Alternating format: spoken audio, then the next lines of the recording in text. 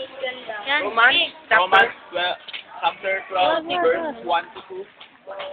Wait lang, Bible kasi. Palitan ko pa. Teacher, nakas. Romans, lakas ako.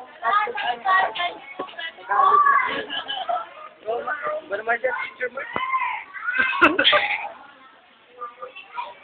Romans chapter 12, verse 1 to 2.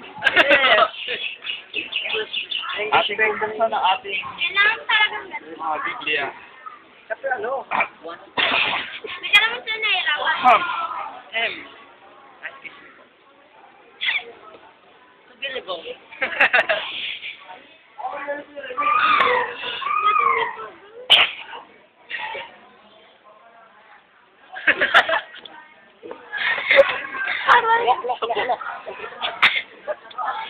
Kilala niyo ba kung sino?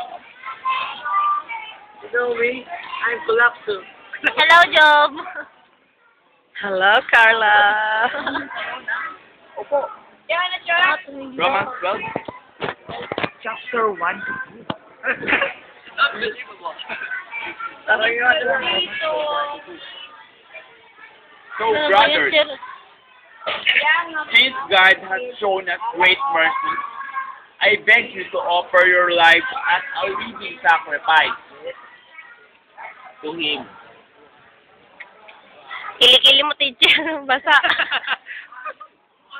Your offering must be only for God Gas. and pleasing to Him. Para lang kay God, pag nag-worship tayo, nag-celebrate tayo, wala tayong tinitingnan Charles. Example lang si Charles, may tinitingnan babae. Ito mo. Hindi natin napipilis yung gano'n kasi parang ano sabihin ng Diyos sa'yo, ano ba talaga yung, ano ba talaga ang tinitingnan mo o ibang tao dyan? Charles! Only for God and pleasing. Dapat napipilis si God, hindi yung kanta natin na ano.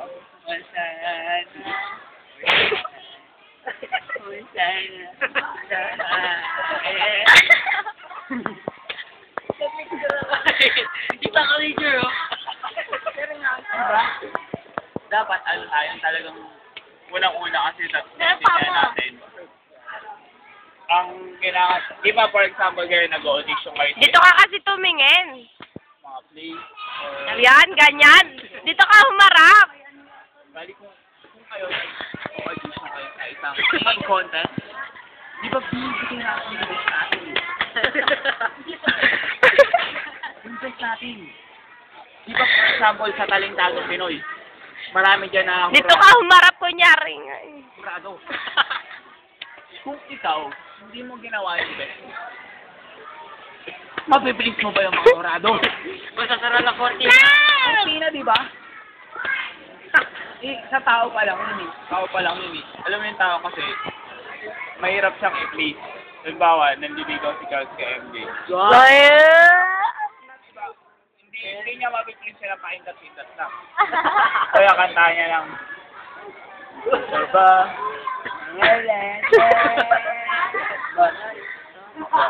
Dapat yung ano yung unang-una. Dito ka kasi humarap, teacher. Unang-una, presentable. Dito ka kasi humarap. Tapos yung Teletubbies ng higaan na. dapat kung kakanta tayo. Bawa, kakantay natin like Future Decided.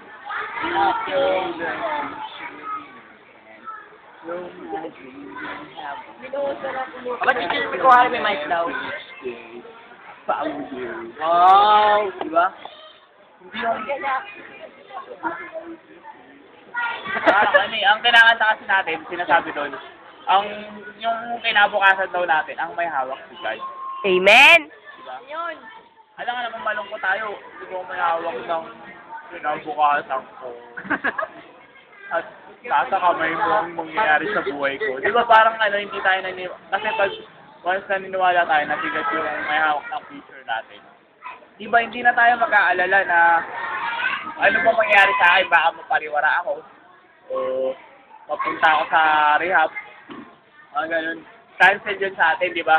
Pero once na in-offer natin kay God yung buhay natin, dapat hindi na tayo mag-aalala. For example ako, iniwan ko yung trabaho ko na nagsusustento sa akin ng sweldo, malaking sweldo. Diyan ang trabaho. Iwan ko, review ginagawa namin doon sa ibang bansa. Ang sinisweldo namin ay 19,500. Wow. Sa isang buwan. Hindi pa kasama yung mga bonuses ko. Iniwan ko siya. Tapos naglakbay ako sa iba't ibang lupain. Muro ka nga dun, Joy. Narating ko ang lugar na to. Yes!